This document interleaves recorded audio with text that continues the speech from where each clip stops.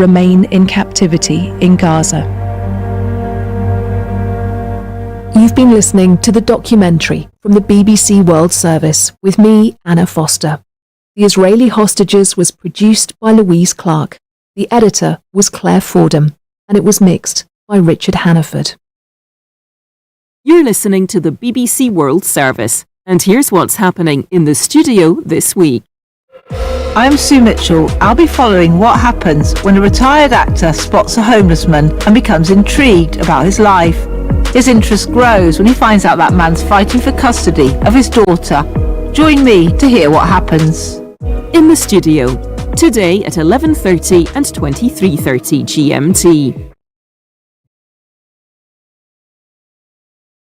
At bbcworldservice.com, the forum. Making connections with our neighbours is something we humans have been doing throughout history, with people on the ground who can mediate and explain to others the interests of a nation or a group. They may not always enjoy a good reputation, but diplomats have been vital to resolving conflicts. This is the BBC World Service, the world's radio station.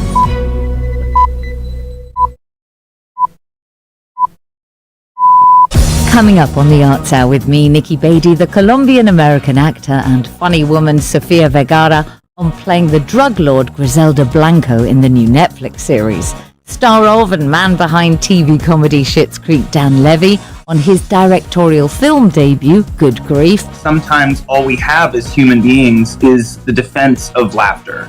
When things get too unbearable, we tend to laugh. But that to me is real life. And Korean-Canadian writer, actor and director Ins Choi talks about his TV show Kim's Convenience coming back to where it began, the stage. Also, British actor Kush Jumbo discusses her role in the excellent TV drama Criminal Record. We bring you bluegrass music from Grammy winner Molly Tuttle, and I'll be talking to Georgian-born author Leo Vardiashvili about his superb debut novel, Hard by a Great Forest. All that and more coming up on the Arts Hour. Hello, I'm Emily Thomas with the BBC News.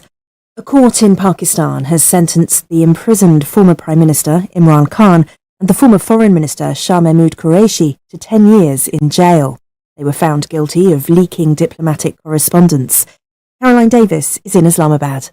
It all centres around a rally that Mr Khan appeared at in March of 2022. That is a month before he was ousted from power in a vote of no confidence.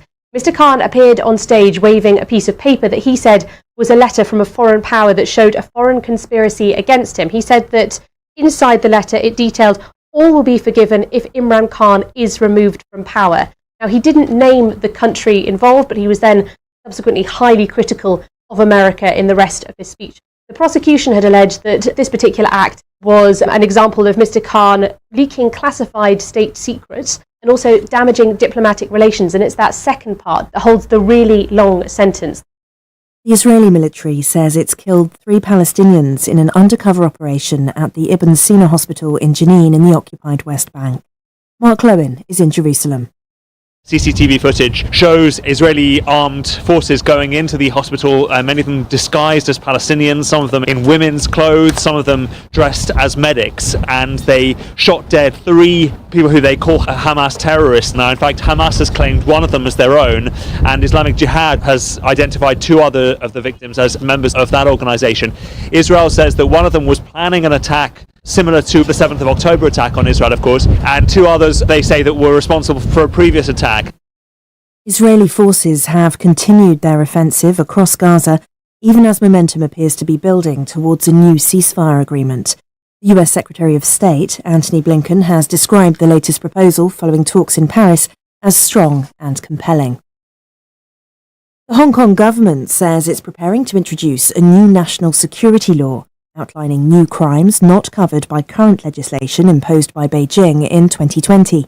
Hong Kong's leader, John Lee, announced 4 new offences, including that of insurrection, though he said that those who criticised his government without criminal intent would not face punishment.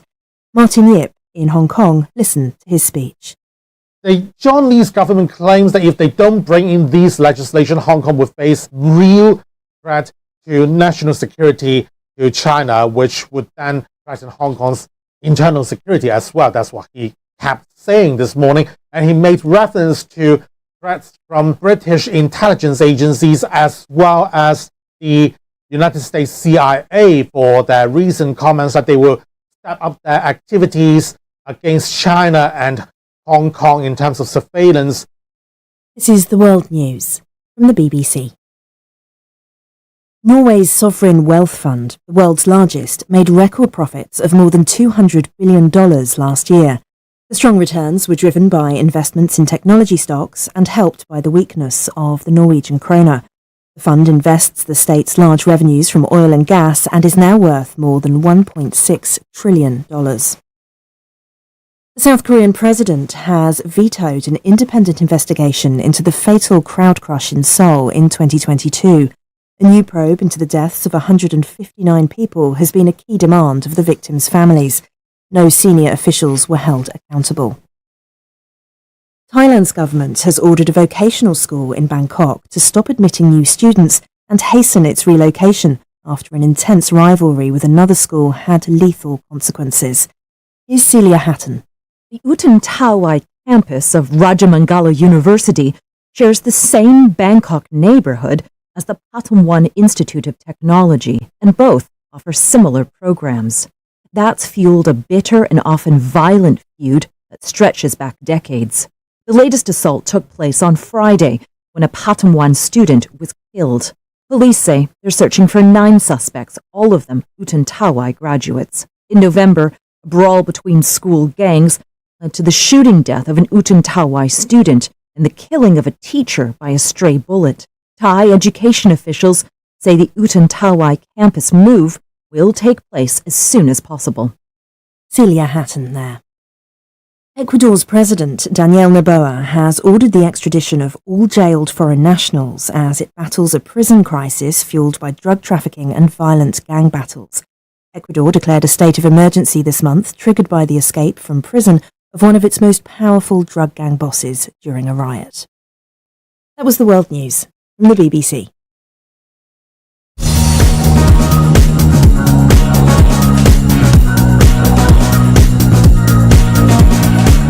Hello and welcome to the Arts Hour on the BBC World Service. I'm Nikki Beattie, bringing you a sumptuous star-studded lineup of guests and some cultural companionship for the next 60 minutes with the best global arts and culture conversation from across the BBC. Coming up on today's show, in a moment, Modern Family Sofia Vergara on her latest role as a Colombian drugs kingpin, or should that be queenpin? British stage and screen star Kush Jumbo discusses her role in the excellent new Apple TV Plus drama Criminal Record, and the Korean-Canadian writer, actor and director Ins Choi talks about his TV show Kim's Convenience, coming back to where it began, the stage. Also on the show, the star of and the man behind the hugely successful TV comedy series Schitt's Creek, Dan Levy, on his film Good Grief, and we bring you bluegrass music from Grammy winner Molly Tuttle. That's not all though. My guests on today's Arts Hour are the author Leo Vardiashvili. We'll be talking about his superb debut novel Hard by a Great Forest later in the show, and we welcome back as our cultural critic William Lee Adams. Before we go any further, do you both have a cultural highlight that you'd like to recommend? William, I'll come to you first. I just finished reading Yellowface, a book by the American author R.F. Kuang, and it's this brutal satire of cultural appropriation and representation within publishing. Yellowface, of course, is the offensive term for making yourself up to look like a person of East Asian descent, and that sort of sets the tone for the book, which is about a white author who's not that successful, and she steals the manuscript of her dead Chinese-American friend and then tries to pass it off as her own. It's unsettling, and what's likable about it is that you don't like anyone, and so you try to figure out who to root for and how this mess will resolve itself. Great recommendation. Leo, what about you? I've been rewatching The Sopranos. I don't know if that's controversial, but... No, I think it's great.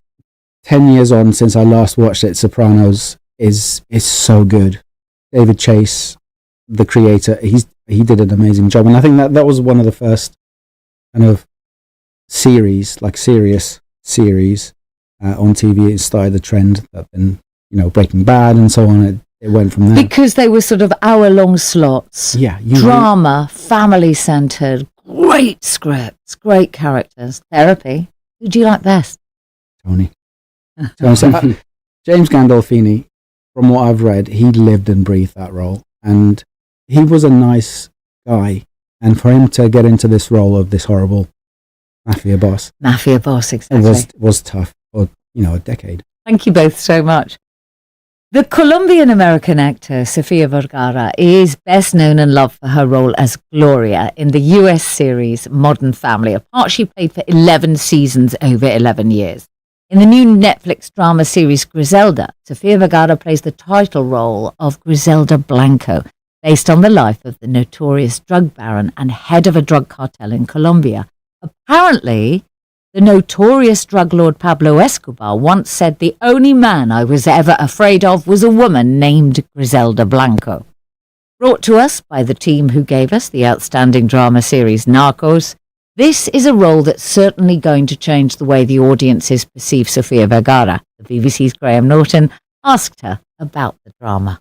This was an idea that I got like 15 years ago. This was actually a real story of a woman.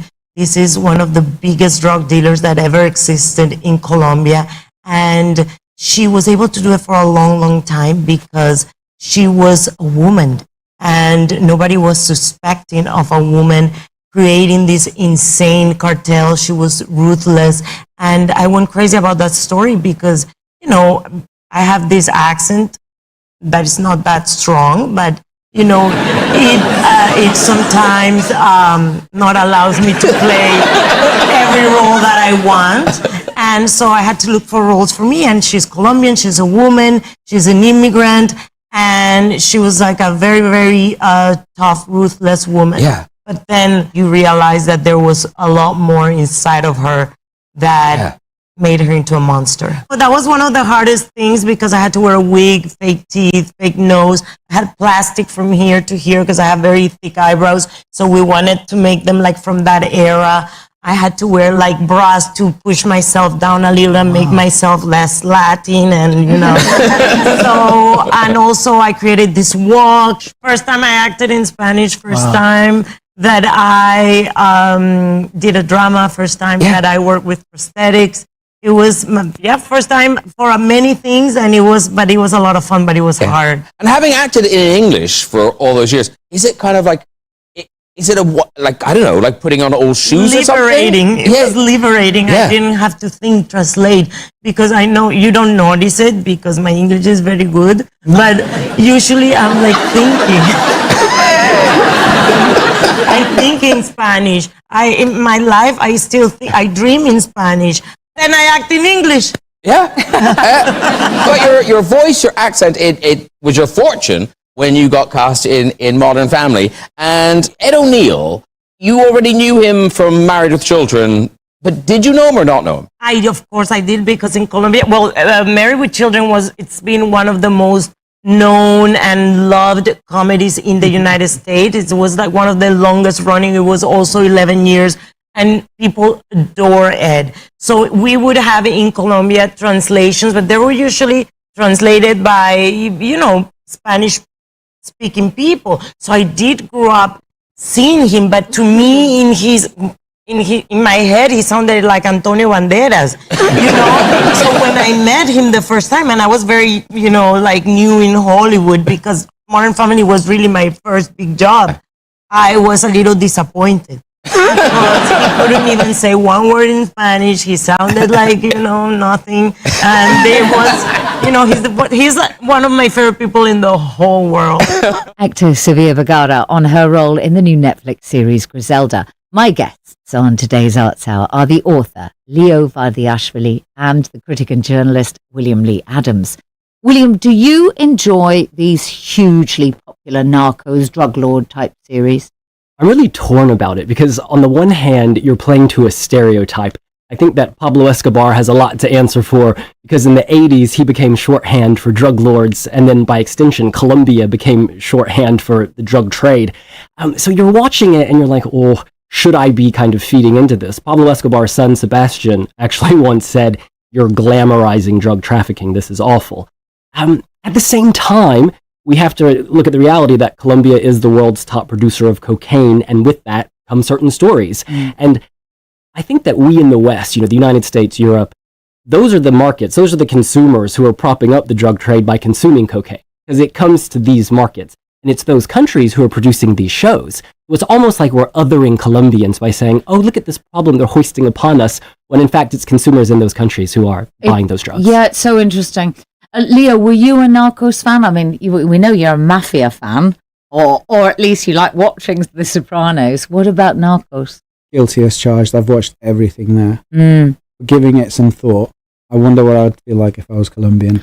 I'd want to tell you about the Colombian culture, what it's like to be Colombian, rather than just focusing on this one thing. Yeah.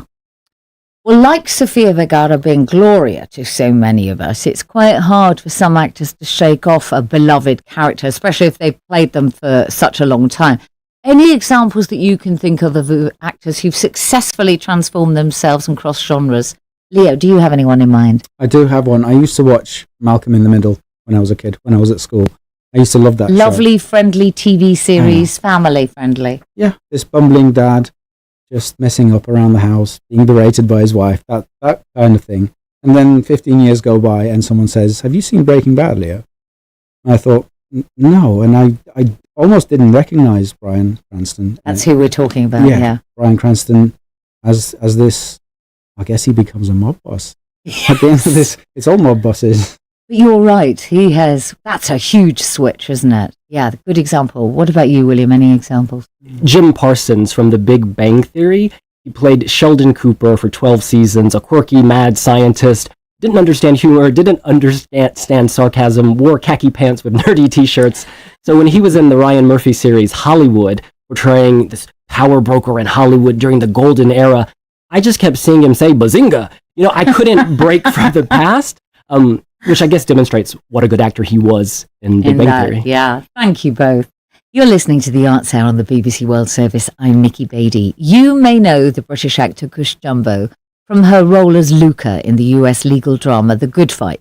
She's also an acclaimed stage actor and is currently playing Lady Macbeth alongside David Doctor Who Tennant in London's West End. At the same time, she's receiving rave reviews for her role in the new Apple TV Plus drama Criminal Record. She plays D.S. June Lenker, a police detective locked in a tug-of-war with an older detective, played brilliantly by Peter, also Doctor Who, Capaldi. In 8 extremely tense episodes, Criminal Record explores themes of racism and misogyny in the police and criminal justice system. The BBC's Claire MacDonald spoke to Cush Jumbo, who's also an exec producer on the series, about working with Peter Capaldi. Peter's actually very fun and cheeky, and I love him. And because of that, we made a decision not to rehearse together hardly at all our scenes. Some of our scenes are 8 or 9 pages of dialogue, and they're all about the cat and mouse of who is giving what piece of information, how, when, are they lying, are they telling the truth? Does somebody leave having won, do they not win? And these little skirmishes that we have. But because of trying to not read each other too much, we couldn't be chummy on set together. We kind of played apart. But in terms of development of the show, absolutely loved exec producing it, because as an actor, of course, usually you are majority in front of the camera or on stage. By the time you get to a character, people have been working on that character for months ahead of you. And then you've got to spend all this time getting to know them and then putting them in front of an audience. Being able to get in at this level meant that by the time me and Peter got to set, we knew these characters inside out. We knew exactly who they were. So from an acting perspective, that was amazing. But also, I've always written things, and I've always been a maker of things. And I have a real interest in the development of projects and collaborating with people. And there's something really satisfying about being able to shape not only the work you're making, but the people you're working with. You can have a direct effect on the kind of people that are working in your crew, how you shoot things, when you shoot things. And I think that's an important part of being a creative. Talking of which, male violence against women, strong theme, opening scene is all about that. And your character is beaten up several times by male offenders she's investigating. And it is brutal. It's incredibly well done, but it's visceral. How hard was that? And again, as an exec producer, how did you shoot that? How did you make it so that you weren't the only woman involved in all of that? I mean, I'm like I said, I'm a fan of a thriller.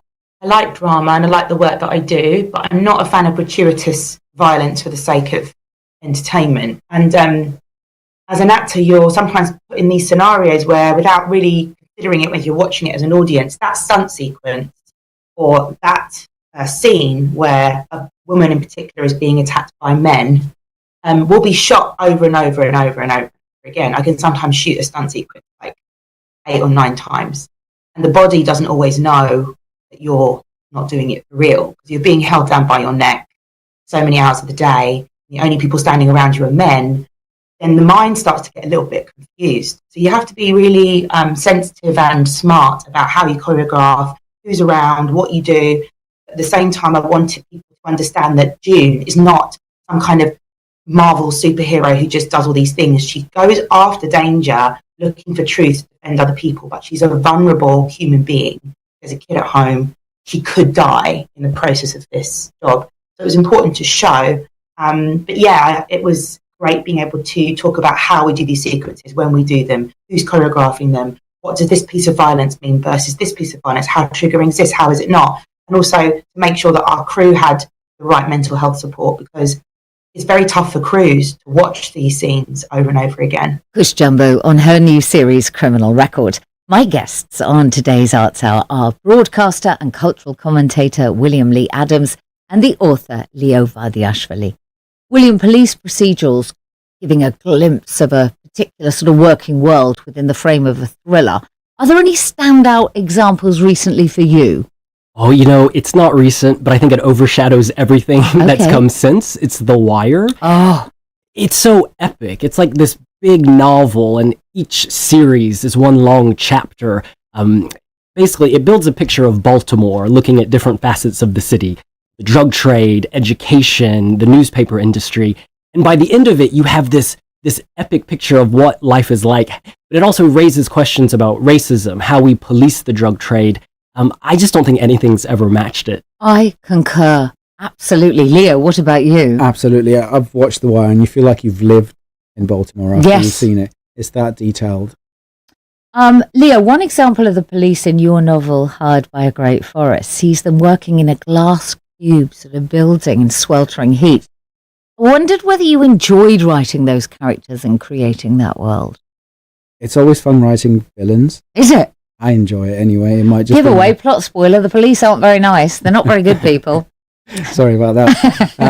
But yeah, I do enjoy writing villains. I was a bit hesitant about writing, the police the way they are in the book, because Georgian police are not like that. And this might be another tiny spoiler, but you do find out the reason why this particular detective, the villain, is the way he is. Yeah. And it's not because the police in Georgia are all bad. Because I was going to ask you how much of this is based on your observation of Tbilisi police stations. No, it's just the normal police force. They do what they're supposed to do. Yeah, thank you both. You're with the Arts Hour. I'm Nikki Beattie. In's Choi's comedy Kim's Convenience, about a Korean-Canadian convenience store in Toronto, became a 5-season hit on Netflix and has just opened on the London stage. It isn't another theatre show that's taken inspiration from television, because the TV series was actually the spin-off. The original theatre piece won In's Choi a First Play Award in Toronto back in 2011, then toured Canada and America before being picked up by Netflix in 2016. Now, coming full circle, on stage in London, In's Choi plays the central character Upper, a first-generation Korean immigrant who runs a convenience store in a rapidly gentrifying neighbourhood of Toronto. Upper has his troubles. He's estranged from his son, Chung. He's on a one-man crusade to prevent illegal parking outside his store, and he's worried about his daughter, Janet. The BBC's Tom Sutcliffe asked In's Choi about the play's popularity.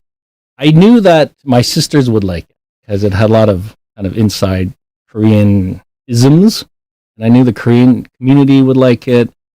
I knew Asians, I knew theater goers, theater practitioners of color would love it, but I was very surprised that people of all ethnicities and mainstream theater folks really were drawn to its charm and the humor and the story. And then obviously it went on to television. How hard was it to go from sitting alone at your desk and making every decision to go into a writer's room and have to kind of adapt to that. That was harder than it sounds. It was like a huge learning curve. I'm barely a playwright. So there was a lot of interest in it at first, and I kind of declined a lot because I didn't want to make a bad product. And then eventually they set me up on these blind dates with seasoned TV writers and creators, and I kind of chose along with Kevin White. And so he kind of took me through the paces of, I downloaded Final Draft. I had to learn the software. It's like, oh, okay. And once I got over that hurdle, it was a similar skill set to playwriting. He saw the play and he really loved the play, and so we started slowly. It was a very slow process of trying to preserve the humor and the characters in the world, but just expand that world. And we ended up discovering that we had a similar humor.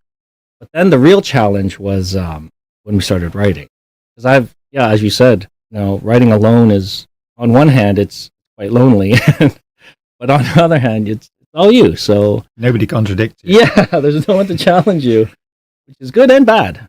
So we had two kind of outlines that we thought were the best ideas, and he wrote one episode, I wrote another, and then he said, let's edit each other. And so he took mine, I took his, and then we switched again, and we saw what the other did to the other script. But eventually, through that process, we kind of arrived at a common tone and then a real appreciation and a respect for each other's writing and ideas. Writer and actor Ins Choi talking about his play and TV series Kim's Convenience. My guests on today's Arts Hour are the cultural critic William Lee Adams and the author Leo Vardiashvili. William, let's go to talking about Kim's Convenience. So how important is it for people to see their people reflected on screen? Because you have Vietnamese heritage, don't you? What's been your experience? Were you looking for people constantly that reflected you? So my mother was one of the 8,000 Vietnam War brides who, during the conflict, met an American GI, my father, and moved to the United States. I was born 6 years after the war ended, and yet we never discussed it. It was sort of this black hole in our household that sucked up all my parents' hidden traumas. And my parents told me I was white. They said I was passable, and therefore I should always tell people I was white. On school forums, I would circle the white box rather than mixed race or Asian. And it creates a degree of shame that was sort of reinforced by culture, because the only representation I saw of Vietnamese people, it was in movies like Platoon, Apocalypse Now, Full Metal Jacket. And in these movies, the Vietnamese people are being murdered or they're murdering Americans. So it's really hard in that context to develop a positive sense of what it means to be Vietnamese. And so I sort of tucked it away for many years. And it wasn't until I saw the Joy Luck Club, that was around 1990, I don't know the exact date, but it was a family, and yes, they all struggled, and they were of Asian descent, there were characters from China, but they were also a normal family. And it was less about conflict stemming from their nationality or race, and more just, we are of this race and nationality, but we have conflict. And that was an important distinction to realize. Thank you. Leo, were you looking for Georgian people on screen when you were younger? I know that you only grew up in Tbilisi until the age of 12, but is that something that all your family did? Spot a Georgian person in some field and be proud? I will flag down a Georgian person if I see one. I live in Birmingham at the moment, and I heard Georgian from the corner of my ear, so to speak, and I literally went over and I said, "Hi, you must be the only Georgian in Birmingham." There's not many of us. Wow, okay. Yeah, so it is important, isn't it? Absolutely. I was interested to hear Choi's description of collaborating on TV scripts because it was so positive. We're going to be talking about your debut novel later in the show, but how did you find the process of working with an editor, delivering drafts to deadlines and all that? Was it a good collaborative experience? Overall, it was a great collaborative experience, but there's two halves to that. Okay. First half is you get the notes back from your editor. Yeah. And you read them, and it's, dozens and dozens of notes on your manuscript. And What, like being marked at school? Exactly. It's that exact feeling, and you think, no, this is completely wrong. They've misunderstood what I was trying to say. I'm not changing this. And then you sleep on it, and you come back to it the next day, and you realize they're absolutely right. Yeah, this bit needs tweaking. This needs tweaking. And that's the second half of it. So once you get through that, it's very rewarding because you can tell that the book has changed so much for the better. Thank you. That's it for part one of the show, but don't go away. Still to come, Dan Levy on his film Good Grief, live bluegrass music from Molly Tuttle, and I'll be talking to author Leo Vardiashvili about his wonderful debut novel, Hard by a Great Forest. The Arts Hour's back after this.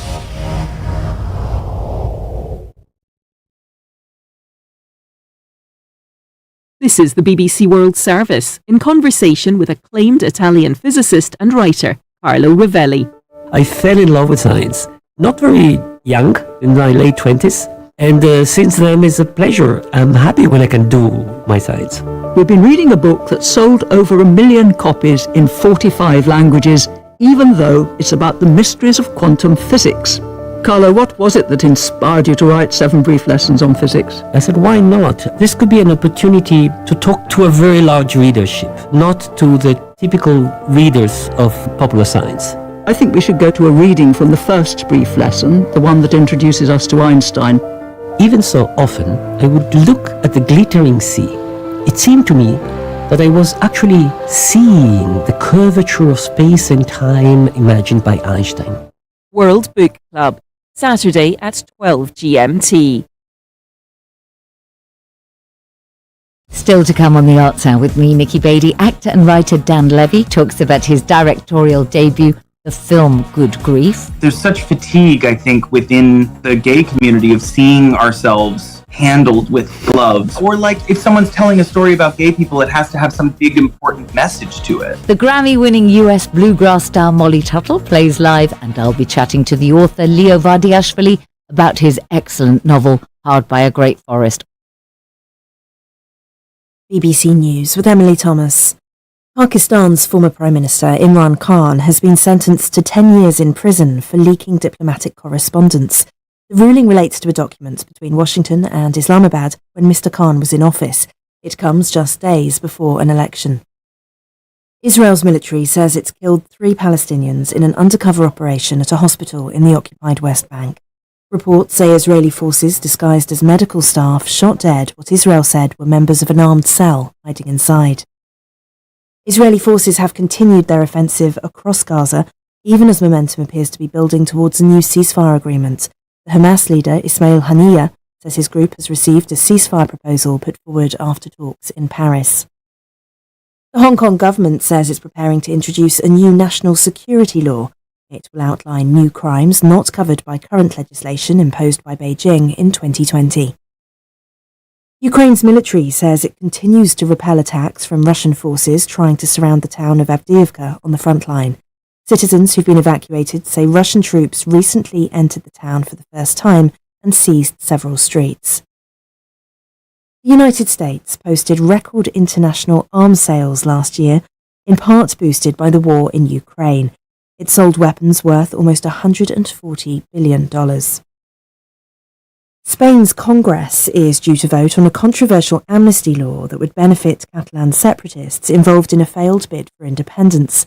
The socialist-led government says the move will improve the political climate in Catalonia, but critics have denounced it as unconstitutional. Norway's sovereign wealth fund, the world's largest, made record profits of more than $200 billion last year. The fund invests the state's large revenues from oil and gas and is now worth more than $1.6 trillion. BBC News.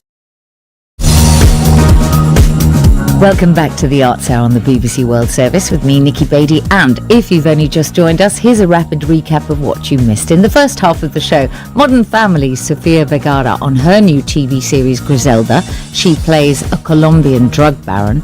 British stage and screen star Kush Jumbo talked about her Apple TV Plus detective show, Criminal Record, and the Korean-Canadian writer, actor and director Ins Choi on his play turned TV series, Kim's Convenience. If you missed any of that, you can still catch up with it via the BBC Arts Hour webpage or via BBC Sounds. Coming up in this part of the show, in a moment, Dan Levy on his film, Good Grief.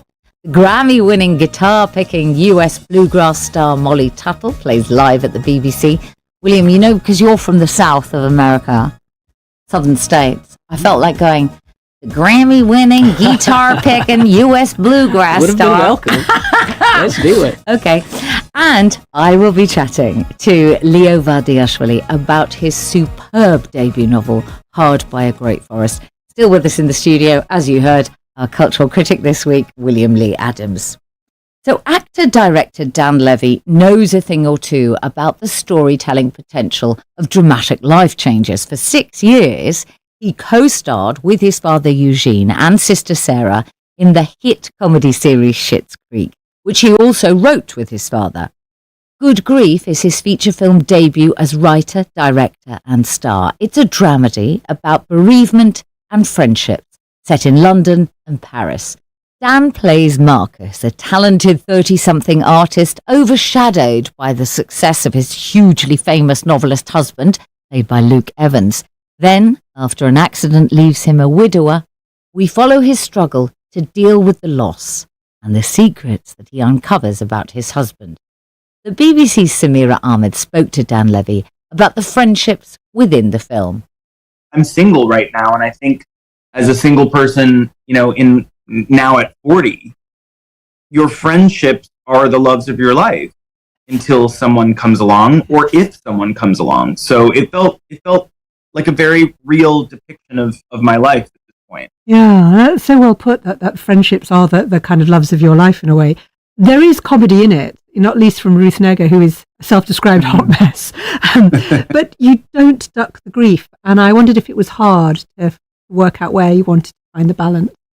Me, in the greatest moments of drama in my life, in some of the dark times I've ever had, there has been laughter.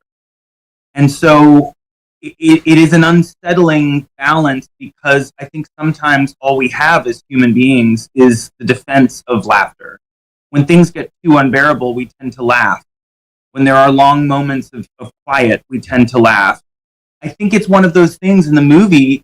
It's a curious thing for viewers, because there are moments of great weight offset by these moments of comedy. But that to me is real life. Trying to express the fact that it's not always one thing. Life will take you in a bunch of twists and turns, and they're not always going to be what you expect. There's a lovely scene in Paris when they're out with a group of friends, and he sees another couple, two men, and he realizes that one of them is proposing to the other. And there's something incredibly sad, isn't it, when him realizing that he's seeing something that he doesn't have. But it also struck me watching this whole film that you've made a story which centers gay marriage and gay love without making a big deal of it. And I wondered if you were conscious of that. I'm conscious of it only in that it's my life, it's my community. So we write what we know. There's such fatigue, I think, within the gay community of seeing ourselves handled with gloves or watching ourselves. Yeah, or if someone's telling a story about gay people, it has to have some big important message to it. I think the greatest thing we can do as storytellers is speak truthfully about.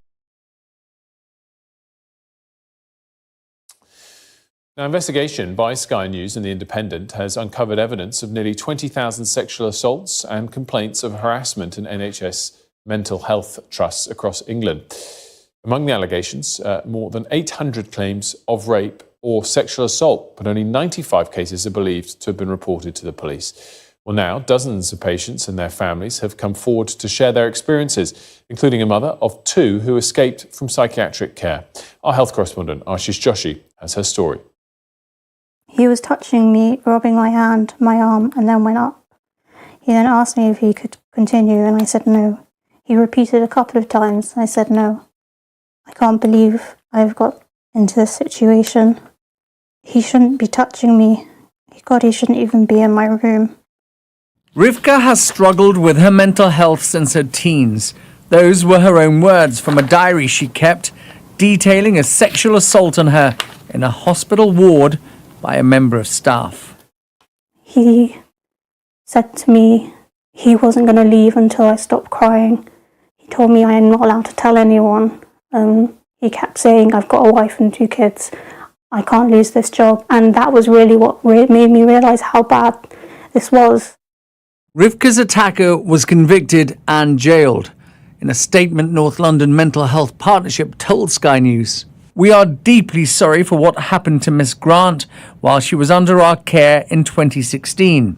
We have since strengthened all aspects of our safeguarding processes, including ensuring that service users under one-to-one observation are always assigned a member of staff of the same sex." A joint investigation by Sky News and The Independent has uncovered 20,000 complaints of sexual assaults in mental health trusts across England since 2019. Have you been surprised by the scale of the abuse? I'm not surprised at all. I believe there is so much going on that is not reported, not listened to. I was able to tell my story. I was able to get it out there. But if I'd been unable to do that, it would have just been shoved under the carpet like many others. Ashish Joshi, Sky News. Well, in response to our report, a government spokesperson said sexual violence or misconduct of any kind is unacceptable and has no place in the NHS, and NHS organisations have a responsibility to protect both staff and patients. We're working closely with the NHS to ensure anyone receiving treatment in a mental health facility receives safe, high-quality care and is looked after with dignity and respect. Well, this is Sky News Today. Still to come, I'll ask the president of the US Middle East Project what retaliation President Biden could be considering.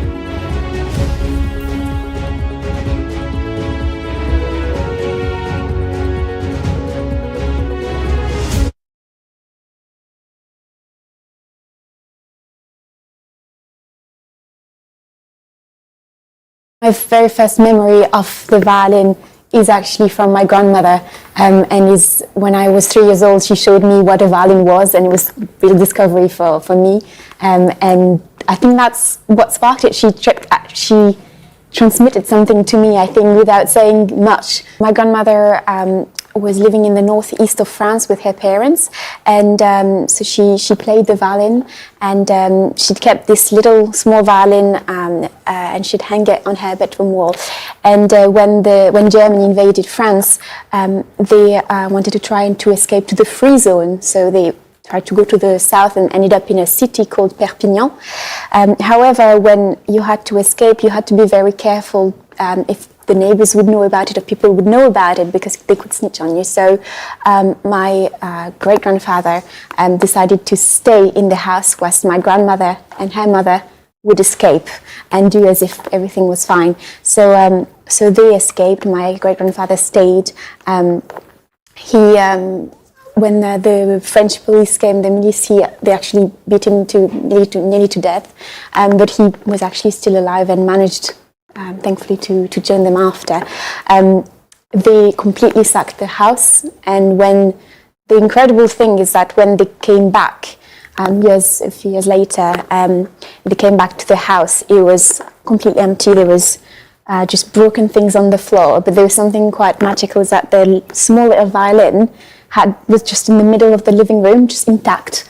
And that was the only thing that wasn't broken. And I know she didn't like talking about it because of how traumatic it was. However, I believe it's so important that we share those stories, because I think history, being told in a history book is something, but when you hear history from people who've actually lived it, it just takes a whole other dimension.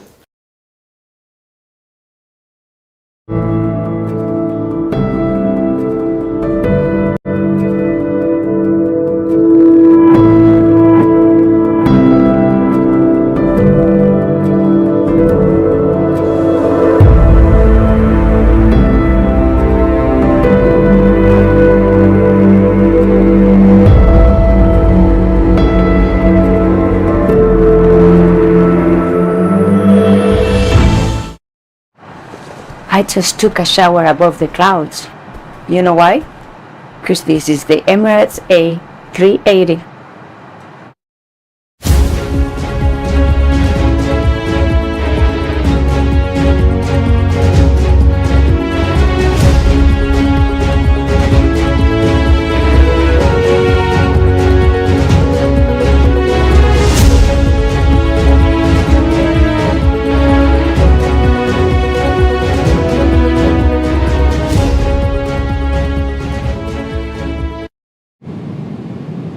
Fly Emirates, fly better. Welcome back. Let's return to Northern Ireland now, where the DP have agreed a deal to return to power sharing in Northern Ireland, subject to legislation to be put forward by the UK government. Joining us now is Jamie Bryson, the editor of the Unionist Voice, who was live tweeting last night's DUP meeting and joins us this morning from Belfast. So very good morning to you, Jamie. Thanks so much for joining us. I was looking through all of your tweets, not live, I must admit, but overnight and this morning. Were you surprised by the statements that have come out from Jeffrey Donaldson and others post the meeting, suggesting that this deal is agreed and most people are happy with it?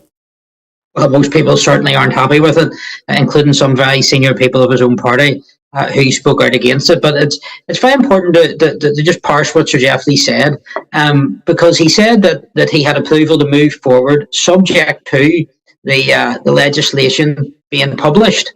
Now, the problem for Sir Jeffrey is if, as I suspect, that legislation is completely at variance with the glossy PowerPoint presentation which he delivered last night, then I think he has a very significant problem. And this is not all over yet in terms of the internal party matters about going back to Stormont. So he made a very fundamental commitment this morning. He was on BBC this morning and he said, 0 checks and 0 customs paperwork for goods moving Great Britain to Northern Ireland and staying there. 0 checks, 0 customs paperwork. So I look forward to seeing the amendment of the Windsor Framework, which does that as a matter of law.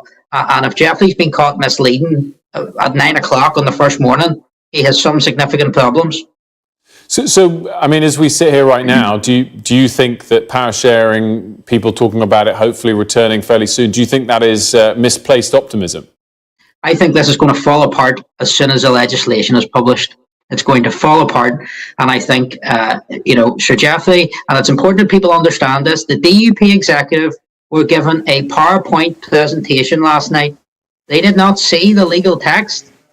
So once this legal text is published, then we will see the colour of the government and DUP's money. And of course, we had lots of talk about protections to prevent divergence. Well, Steve Baker, the NIO minister this morning, has said there's no protections to stop GB diverging and thus hardening the Irish sea border. And of course, if you needed protections to stop a hardening of the Irish sea border, it would mean the Irish sea border is still there. I mean, so I'm listening to what the DUP said last night. I do have to wonder what planet some of their technical negotiators are on, and I do have to question their understanding of some of these issues, I have to say. Do you hope that all of those minor details you've just mentioned, or significant details, are present in any updates to the legislation and the Windsor Framework, such that a deal will work and that power sharing will return? Oh, I would love to be confounded and for the legal text to remove the Irish sea border, to actually restore the Acts of Union, and to remove all checks, all customs paperwork on goods moving Great Britain to Northern Ireland. I would absolutely love to see that. I would love Sir Jeffrey's PowerPoint presentation to turn out to be accurate. And look, within the next 48 hours, either he's going to end up looking very foolish or I'm going to end up looking very foolish. But one thing's for sure, one of us is going to end up looking very foolish in the next 48 hours. So let's see the legislation and let's see if it stands up to the glossy PowerPoint presentation that was given last night and was given yesterday to members of the party. Do you think that it could have been more constructive to wait until that moment in 48 hours' time, where I hope nobody will look foolish? But either way, once it's easy to make a definitive conclusion, have you faced criticism from any corners of, I guess, not undermining the meeting, but certainly not making it a smoother process than it could have been? Well, look, Sir Jeffrey is prejudging the legislation. So he's coming out with a PowerPoint presentation, telling people, selling this, getting out ahead of it, this is what it does. So for those of us who actually understand the technical detail, it's fair to say, well, hold on a wee minute. What does it actually do? And so I am going to say here today, I do not believe the Irish sea border is removed. I do not believe the Acts of Union are restored. And I do not believe that there will be 0 checks and 0 customs paperwork. And this is important. He said on BBC this morning zero checks, zero customs paperwork for goods moving from Great Britain to Northern Ireland and staying there. Zero customs paperwork. And I would encourage your viewers, and this may sound like a technical point, type into Google Joint Committee Decision 01/2023, Article 9.2. It requires customs information even for the so-called Green Lane. So if Jeffrey has achieved that, then the Windsor framework has been fundamentally changed. And let's see if that's the case, because 20 minutes later, the DUP then issued a statement which said zero checks. Now, zero checks and not having to fill in customs. So the customs element of it had vanished from the press statement. So interesting goings on this morning in Northern Ireland as to what the DUP actually think that they've achieved. So I totally understand that perspective and where you prioritise what really matters. If we just step back a little bit, and maybe this is more to get your perspective on what the government in Westminster have been trying to achieve, as opposed to your views towards Sir Geoffrey Donaldson and the DUP. But compromise is always needed in politics to make progress. I guess, given the deal that was struck and the Northern Ireland Protocol, do you think that some good steps have been taken either way, whether the Windsor framework is imperfect or not, and whether this latest deal will be imperfect or not? And what is a price worth paying to have power sharing restored to Stormont? Well, an Irish sea border of any shape or form is certainly not a price worth paying. And of course, we were told nationalists couldn't even accept a CCTV camera on the border between Northern Ireland and the Irish Republic, so no compromise there. We can't even have a CCTV camera, but we have to have a fully fledged customs border between Great Britain and Northern Ireland. So an Irish sea border is certainly not a price worth paying. But look, we'll see where this goes in the coming days. But in terms, you say as if unionists should be almost. I know you don't say, but you postulate that some might say unionists should be somehow grateful, that the damage of this has been lessened. I mean, if somebody breaks into your house and steals all your most cherished possessions, I mean, if they come along and say, look, I'll give you back one of the things I stole, I mean, would you celebrate that as a good success and say, well, great fella, I mean, you took all my stuff, you've given me one plate back, thanks very much for that. So I think, my automatic light turns on, but I think some of the DUP need to see the light actually and see exactly what they're saying when this legal text is published. And I look forward to that being debated. And what I would say to the DUP is, in the protocol legal case, in their defence of Edwin Poots and his stopping the checks, they trusted, and they've trusted for years, the most senior former Attorney General for Northern Ireland, John Larkin, the foremost constitutional law expert in Northern Ireland. Go to John Larkin and get an independent legal opinion as to what this does and publish it and confound us all. I would love to be confounded. I would love to look foolish in 2 days' time and Sir Geoffrey has achieved what he claims he's achieved, but somehow I don't think that's going to happen. Well, we weren't postulating anything there, Jamie, but either way, I can't believe the light was automatic. It was too perfectly timed for you to make your point there. But thank you very much for joining us. Thanks. Jamie Bryson there. Now, we're going to pivot now and return to the Middle East and the ongoing speculation over whether the framework of a deal to release Israeli hostages held in Gaza by Hamas and end Israeli military action is possible. Daniel Levy is joining us now, who's president of the US Middle East Project and a former Israeli negotiator with the Palestinians under Prime Minister Yitzhak Rabin and Ehud Barak. Thank you so much for joining us this morning. Are you hopeful that a deal is getting a little bit closer once again? Guardedly, cautiously optimistic. There, unfortunately, is still a significant gap.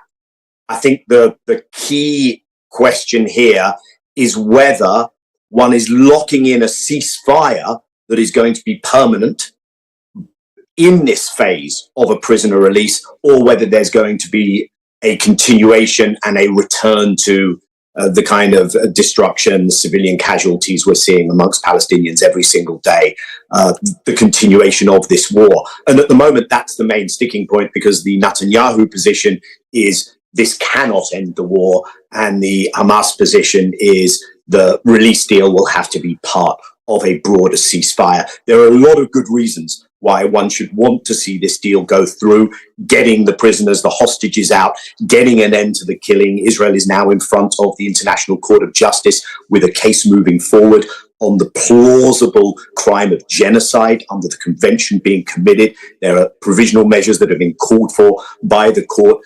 From the American perspective, this is the only way to dial down the escalation in the region, which has now hit a new level, and perhaps the only way to save Biden's re-election campaign. So lots of really important humanitarian reasons to end this, political reasons to end this, but we're not there yet. A primary reason for that, I think, is that inside the Israeli system, there is division and there is a political calculation by the prime minister that for his own political survival, he needs the war to continue. And the Americans have chosen still not to use their leverage on Israel. So I think that's where we stand, Wilfred. On the topic of Prime Minister Netanyahu, what do you think he will make of the fact that the international community in general, but specifically Lord Cameron, are making clear that a two-state solution is something that they absolutely think is necessary, and further than that, making explicit comments about recognising a Palestinian state? I think he'll see that for the meaningless rhetoric that it is. I think he'll look at where Britain stands, the fact that Britain is not using whatever leverage Britain has, including its response to the ICJ. Why is it meaningless rhetoric? Why is it not meaningless rhetoric, Wilfred? What will happen as a consequence of, first of all, not actually recognising, but saying perhaps at some stage we might recognise? What would happen if the UK does recognise? Is the UK then going to say that the area that has been recognised as a Palestinian state, that is occupied by Israel, there will be economic sanctions for what Israel does illegally in those spaces? Are there actually going to be consequences for Israel? Will Britain start changing how it acts in the United Nations, how it acts with the International Criminal Court, with the International Court of Justice? This is so too little too late. It has no impact on the Israeli calculation. It's not serious. I mean, we're very, very short on time. What if the US was as explicit as that? Would it have an impact on the Israeli state? If the US did the things that I just said, then absolutely. The US has massive leverage. It is providing the weaponry. It's providing these 2,000-pound bombs, causing enormous destruction. And the US now has a huge dilemma, because it is either going to escalate in the region after what happened on the Jordanian-Syrian border and perhaps face the economic as well as military consequences of that, or be called weak, or the US will use that leverage to bring an end to the war, to the killing in Gaza. Biden has backed himself into a real trap on this, and it's costing him. Daniel Levy, thank you so much for joining us. I'm afraid we are out of time here at the back end of the hour. Lots more still to come here on Sky News today. We will return to Northern Ireland for a live report from outside Stormont in just a few moments.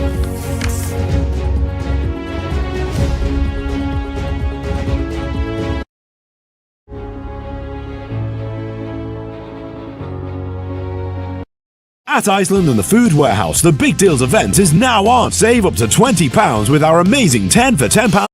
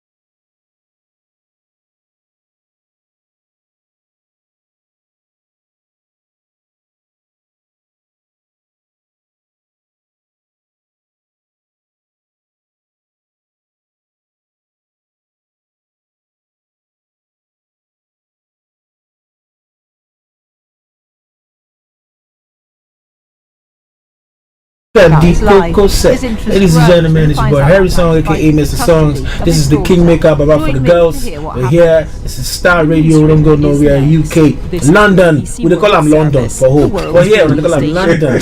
And that's how you know. Just have fun and stay blessed. Hi there, this is CJ Buckman, your life coach. And whenever I'm in London, I listen to Star Radio UK right here. But guess what? You can listen to wherever you are.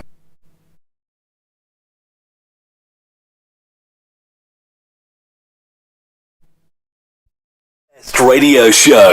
Broadcasting worldwide online 24/7. All around the world. In your car. At work. At home. On your smartphone. This is Star Radio UK. Are you ready to turn it up? 10, 9, 8, 7, 6, 5, 4, 3, 2, 1. Your heart is aching. Smile even though it's breaking. When there are clouds in the sky, you get by. If you smile through your fear and sorrow, smile and maybe tomorrow you find that life is still worthwhile if you just smile. Hey, this is Archie, and you are listening to Star Radio UK and the Morning Show.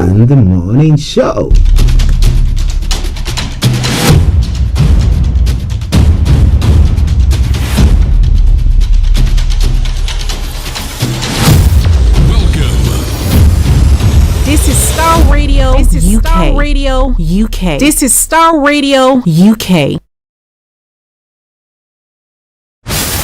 Welcome.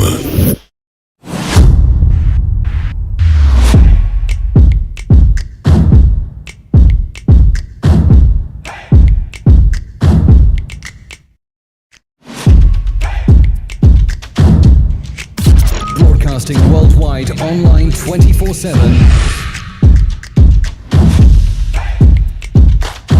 Enlighten your day with Star Radio.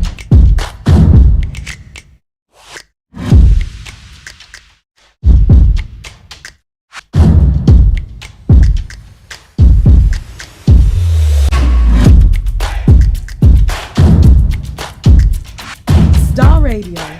Radio for the people, by the people.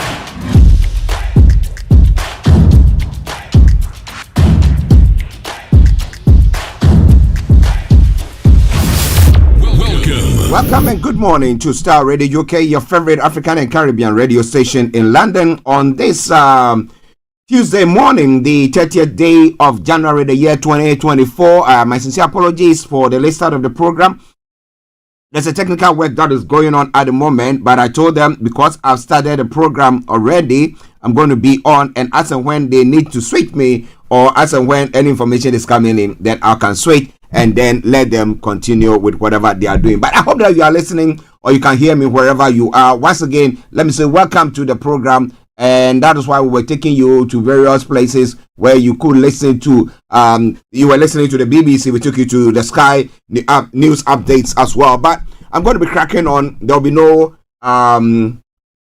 let me put it this way, all protocol observed. Good morning, good afternoon, good evening, good dawn to you wherever you might be on planet Earth, and those of you on other planets as well. We salute you all and we say welcome to the Tuesday edition of the morning show. Don't you worry, all the music will be coming your way during the course of the program. But for now, let's crack on as we bring you everything that you need to know. Remember this afternoon as well, exactly at 1:30, BB Clement will be coming your way with BB Mays Business. It's going to be a smash of a program, so I want to invite you to be there as well. Okay. Well, good morning to Bishop Adeshina, my bishop. I hope you are doing well. Anthony Adedeji Aziz, good morning to you. Olakunle, good morning to you as well. My able producer, Mr. Francis Gaye, and Mr. Olayomi. Yes, Koike, good morning to you. The White Lion himself, and as many of you who have tuned in. Rachel It's been quite a long time since I heard from you. King David, it was your birthday yesterday, and I salute you. Happy birthday, happy birthday. May the Lord continue to bless you indeed. All right then. Let me say good morning and a speedy recovery to Pastor Emmanuel Chidi. Yes. I saw that message yesterday on the Facebook. Some pictures of you in the hospital. But we pray that whatever it is, you recoup or recover fully. Yeah, he's a God of restoration, so he will restore your health back to more than even it was. All right, then, as many of you who are going through any challenges of any sort, we pray that God will come through for you as well. Well, this program is going to end exactly at 12 o'clock because the technical team are there, and there might be interruption or disruption depending on what is going on. But as and when, we'll switch and maybe bring in some music. But when it's 12 o'clock, then we will have to bring it to a close so that whatever thing that they need to do can be done there as well. Starr Radio UK. So, moving on straight. Yes, the quote for the day. The quote for the day says what? It says, candidates of success always have a future far bigger and better than the past. So, can you call yourself a candidate of success? How do you see yourself? You see yourself as a tiny, weeny bit, yes, around there, somebody can scratch you, or what? You have to believe in yourself. If anybody is not believing in you, nobody is believing in you, you got to believe in yourself. With God behind you, you are able to make it. Okay? And strike on. Yes. People might not even believe in your mission or your idea of what you want to do, but whatever it is, just strike on and you'll be able to achieve something. All right then. Now, straight on to the weather front as well. It's going to be a very quick or fast one from there as well. When it comes to London and the southeast of England, well, we're going to be seeing this afternoon will continue to be mostly cloudy, along with small chances of a light shower. A few brighter spells may develop towards the end of the day, and tonight will be dry, along with a mix of variable amounts and clear spells. Skies may turn increasingly clear in the early hours, but there is uncertainty on this. Top temperature 9 degrees, the lowest 3 degrees. UV level low, pollution low. Sunset 16 for the 6 and sunrise for tomorrow morning 07 for the 3 hours. So that brings us to the end of the weather forecast, and that takes us straight to the travel updates for you as well, wherever you are this morning. I would say it once again, keep your eyes on the road. So on the travel this morning, now C2's okay, just bear with me. I went ahead of myself. Now, Central Line, Piccadilly Line have got past suspension and minor delays, respectively. And then all the others are running the good service. London Overground, DLR, and London Tramlink, good service there as well. On the major roads in London, A23, A24, Central London Red routes have all got serious delays. If you can avoid them, do your best to do so as well. Okay, we take a break and I'll be with you. Hello?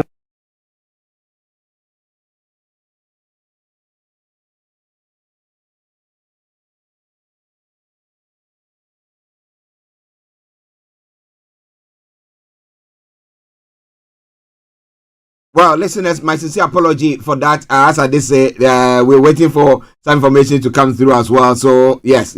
Well, the technical team are sitting around just waiting for that to come through. But I sincerely apologize for that as well.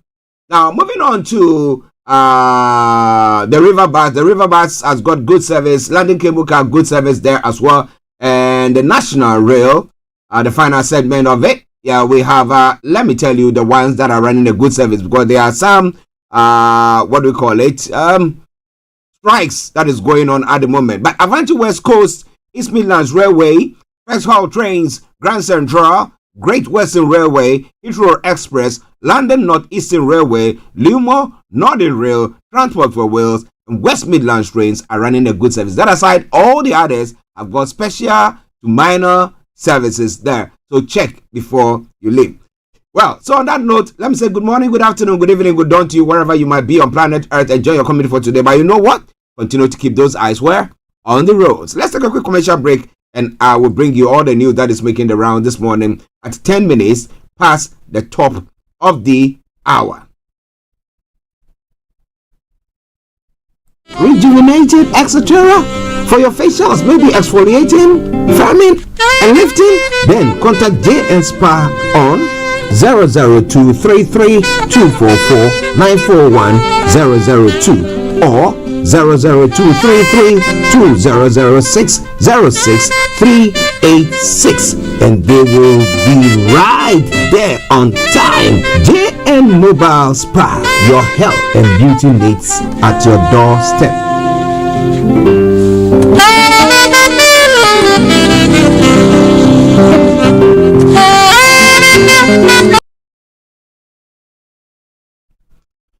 Welcome back to the program Star Radio UK, your favorite African and Caribbean radio station in London. As I did say, this afternoon exactly at 1:30, BB Clement will be coming your way with BB Means Business. Make sure your dials are logged on Star Radio UK, that you will benefit from that program as well. So stay tuned and don't you go away. Star Radio UK, your favorite African and Caribbean radio station in London. Let's move on to some of the stories making the round. Okay.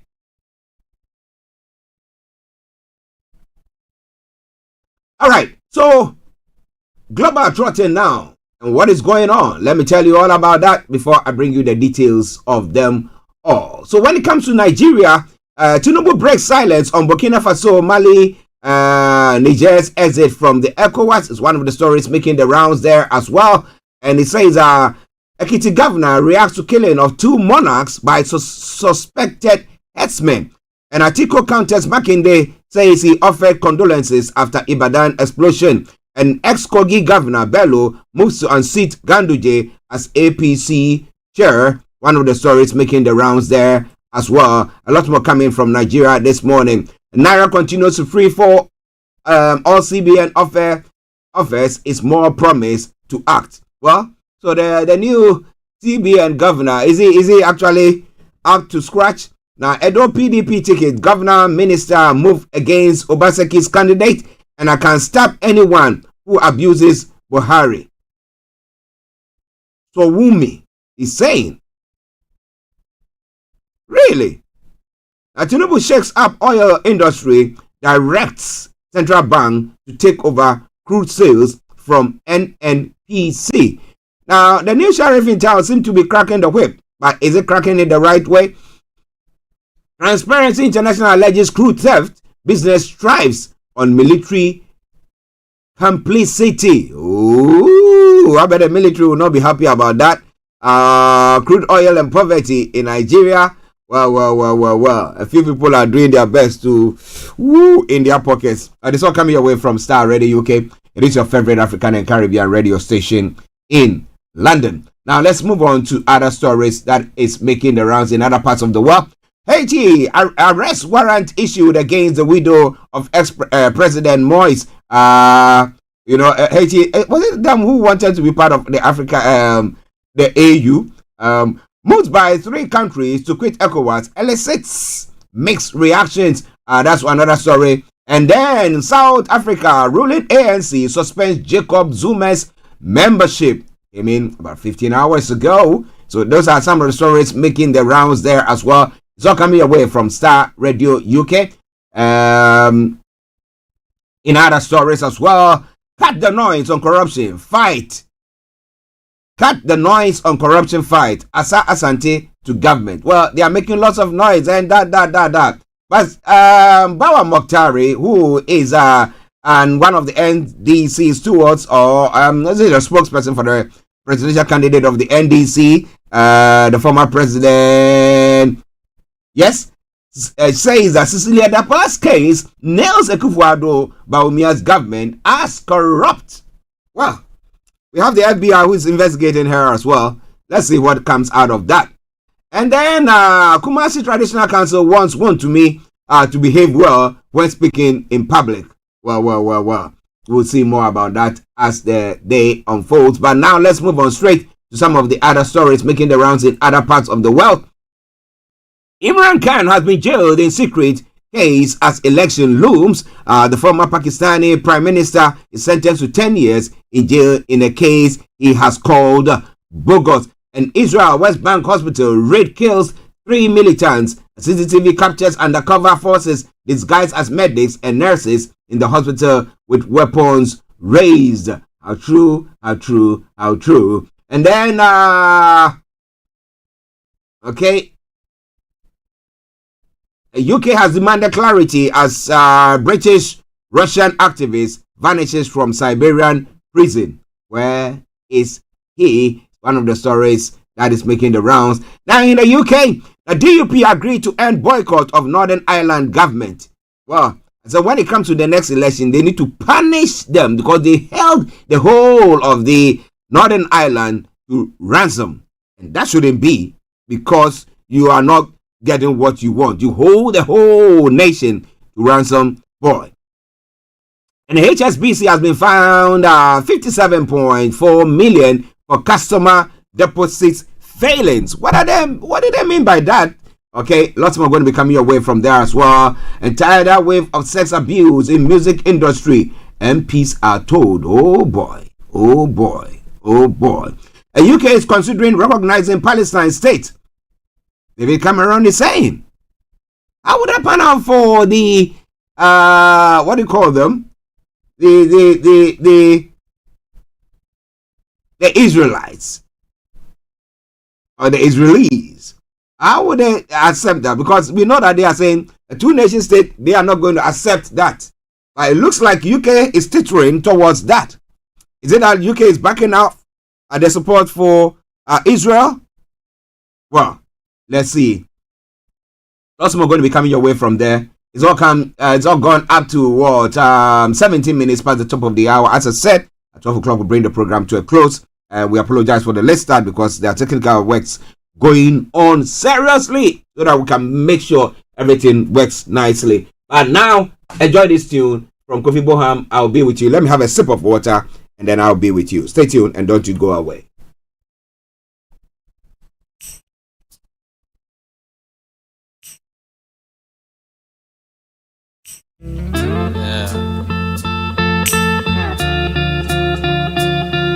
It's like my favorite song on this album, y'all.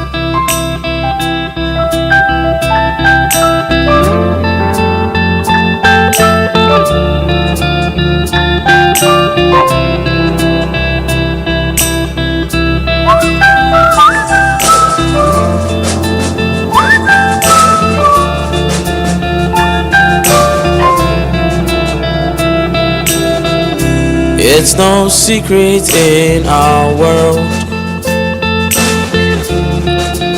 people like to talk the things they know and the ones they don't. They will spread lies and rumors just to be known. So why are you wasting your time like this, hearing those things that break your heart? Give no attention, give no thoughts, cause people talk, but they'll never help you walk. So whenever they speak, look up and you will see a broken pencil and a sheet, and tell them I'm writing names of properties. Yeah. All of this noise you're making on me. Teacher will get you when he comes. I have Okay, Starr Radio UK, your favorite African and Caribbean radio station in London. Names of Talkatives by Kofi Boham. But I'll be bringing you more of the music during the course of the program. But for now, we have to go on to look at some of the stories making the rounds. Share the broadcast with your friends and loved ones and invite them to like our pages as well. Starr Radio UK, your favorite African and Caribbean radio station in London. Now, let's move on to some of the other stories. The details of the stories making the round, let me put it that way. Share the broadcast with your friends and loved ones and invite them to like our pages as well. So, starting from Nigeria, where I brought you the first story from, yes. Now, Ekiti governor has reacted to killing of 2 monarchs by suspected herdsmen. The Guy Ekiti governor, Biodun Oyebanji,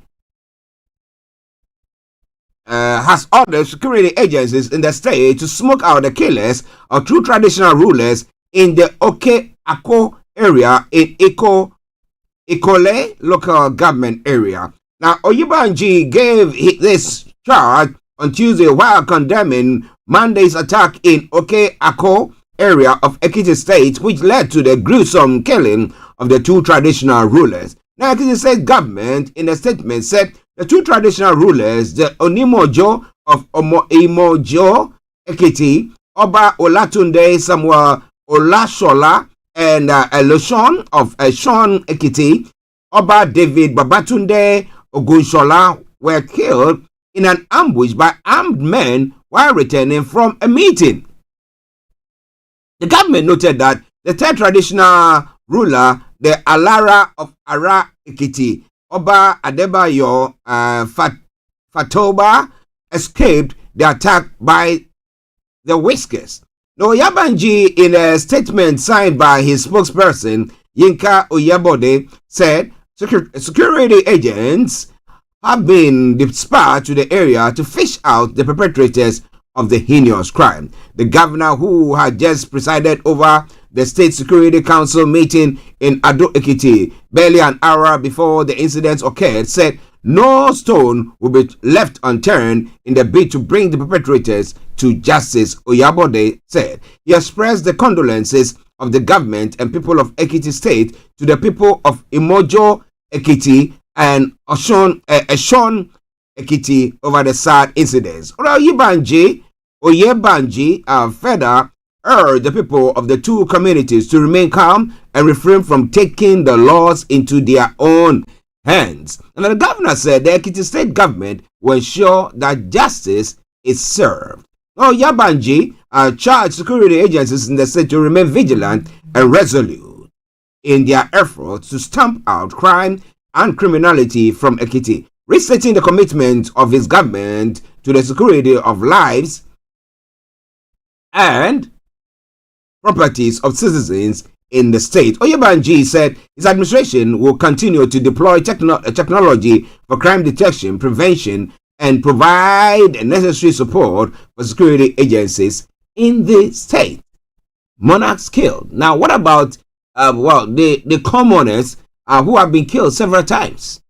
But at least this one brings everything up there, so now you can have a detailed look at it. But that's what he's saying. Let's see whether that action will take place at all. Listeners, this is all coming your way from Starr Radio UK, your favorite African and Caribbean radio station in London. Now, former Vice President and 2023 People's Democratic Presidential candidate Atiku Abubakar has refuted claims by Oyo State Governor Seyi Makinde that he failed to reach out to the body jar explosion that rocked Ibadan in January. Responding through his media aide, Paul Ibe Atiku insisted he released a condolences message within 24 hours of the incident, expressing his commiseration and empathy with the good people and the government of Oyo State. Now, Governor Makinde, while hosting Labour Party presidential candidate Peter Obi, has stated that Atiku never offered condolences,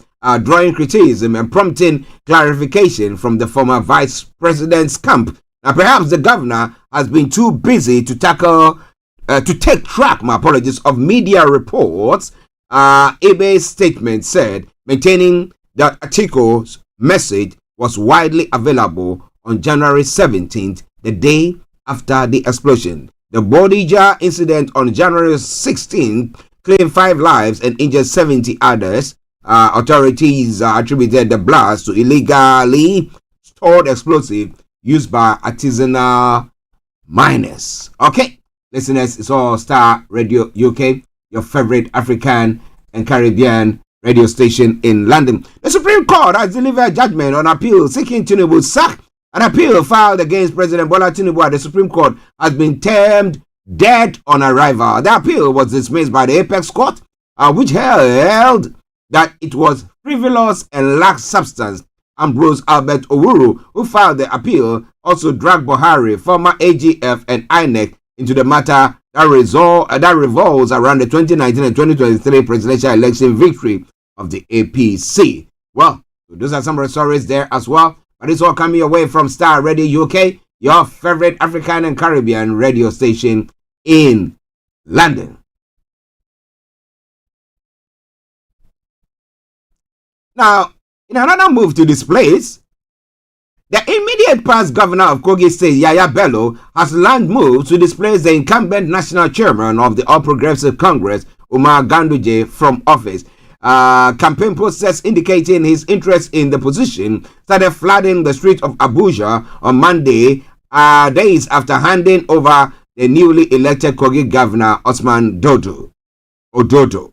Now, the National Executive Council of the party had, in August 2023, confirmed the former Kano State Governor, Abdullahi Ganduje, as its national chairman at the NEC meeting held at Transcorp Hilton in Abuja, replacing former Nasarawa Governor Abdullahi Adamu. Now, while Mr. Ganduje had not spent up to a year out of a 4-year tenure, it is unknown if the APC plans to conduct another election for position in the party. At the time of filing this report, my apologies, Christy Fanwo, the Commissioner for Information under Mr. Bello's administration, has yet to even respond to calls and messages by the People's Gazette on the development. But you have been out just a few moments ago, less than a year. Now, the person has got a tenure of 4 years. Now, you start to make interesting. So, without politics, what will he be doing? That's the question. Okay. Now, though we say Nigeria seems to be a tough place to live, information coming in saying that Nigeria is second cheapest country to live in globally amid rising inflation. That's what the FX crisis is saying. A new Numbeo data has positioned Nigeria as a country with the second cheapest cost of living. The list was topped by Pakistan, followed by Nigeria, Libya, India, Afghanistan, respectively. The low ranking for Nigeria could mean economic growth as increased demands leads to more production. But how true is that? Nigeria is now the second cheapest country in the world.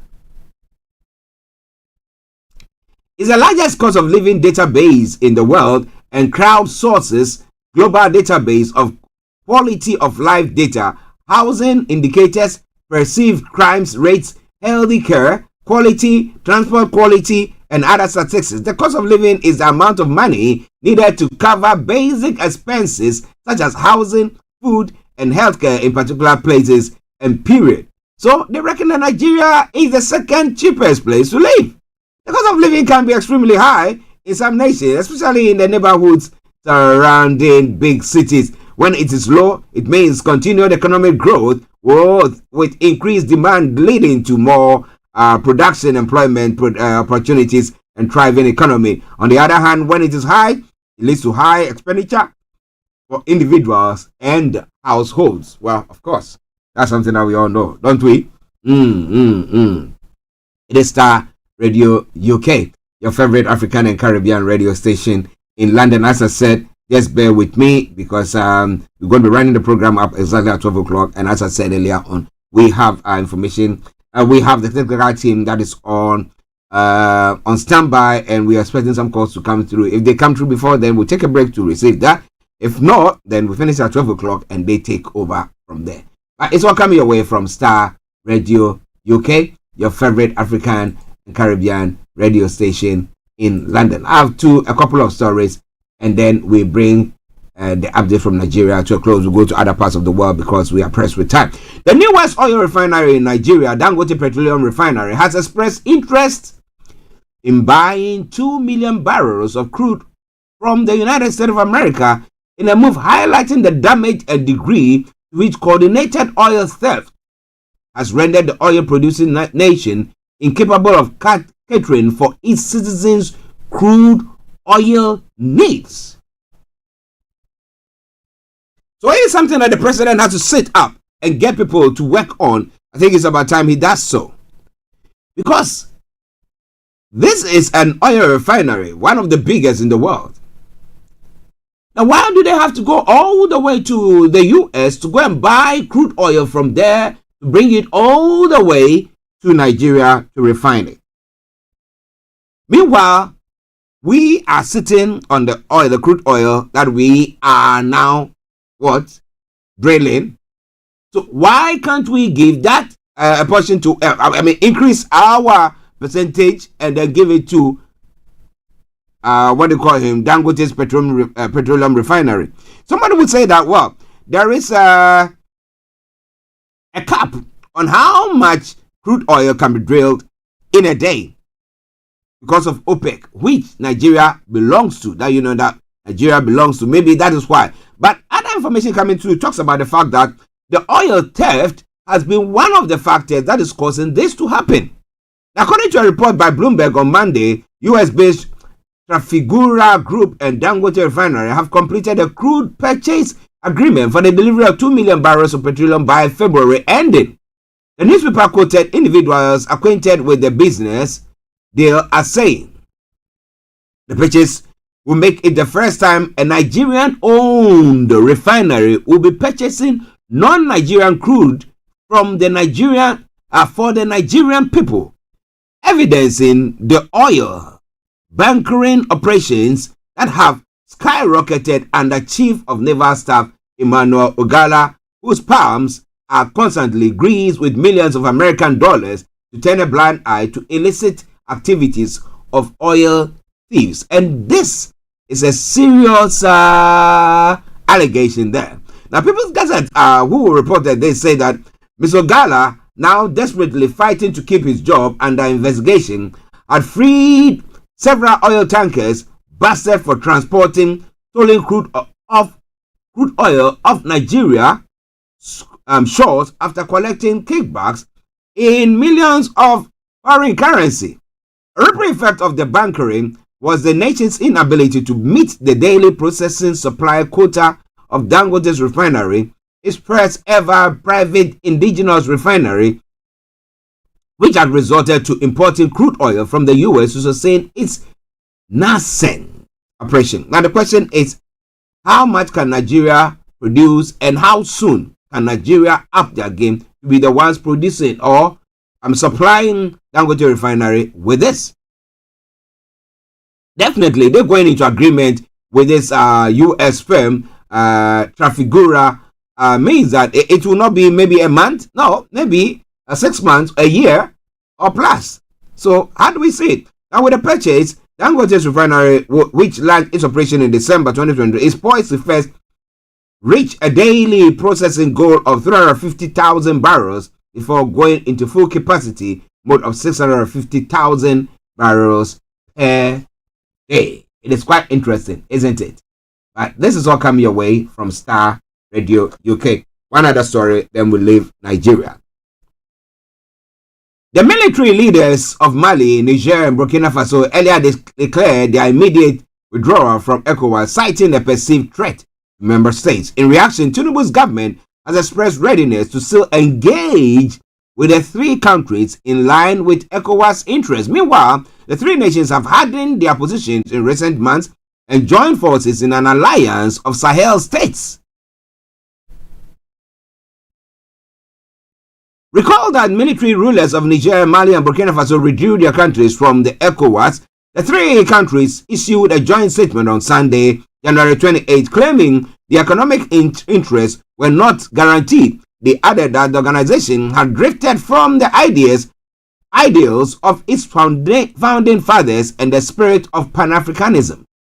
By reacting in a statement on Monday, Tinubu's federal government expressed deep sadness and maintained that Nigeria remained open for engagement with the three countries. The federal government in the state statement signed by the spokesperson for the Ministry of Foreign Affairs, Francisca Omoyole, added that Nigeria has reached out to all countries within the regional bloc to address pressing issues within the community. reports added. We had Benin who was saying that, well, it's going to allow Burkina Faso to actually conduct use their ports, because it's a landlocked one. They can use the ports of Benin to bring goods and wares into their country. So what's going to happen there? It's quite interesting, isn't it? But listeners, this is Star Radio UK. This is the Tuesday edition of the morning show. Now we'll move on straight to some other stories making the rounds. There has been a reaction to Italy's development plan for Africa. And the story says, now it seeks to fulfill two ambitions: reducing illegal migration through economic prosperity and transforming Italy into a key energy supply hub.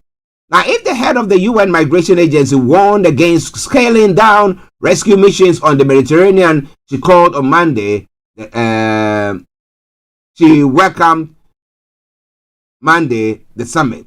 The fact that the conversation is not actually about migration, but about how you drive better development outcomes, how you invest in green energy, how you invest in job training, that is much more effective way of dealing with migration pressures than just talking about how to do or how do we stop people from crossing the Mediterranean. Amy Pope, the Director General of the International Organization for Migration, said Monday summit held at Italian Senate to demonstrate the commitment of all Italian public institutions to the project marks the first time it's under the head of state or government level. The summit included a presentation by Italian ministers detailing various aspects of the plan. A gala dinner hosted by Italian President Sergio Mattarella was held on Sunday night, January 28. Listeners, Star Radio UK, your favorite African and Caribbean radio station in London.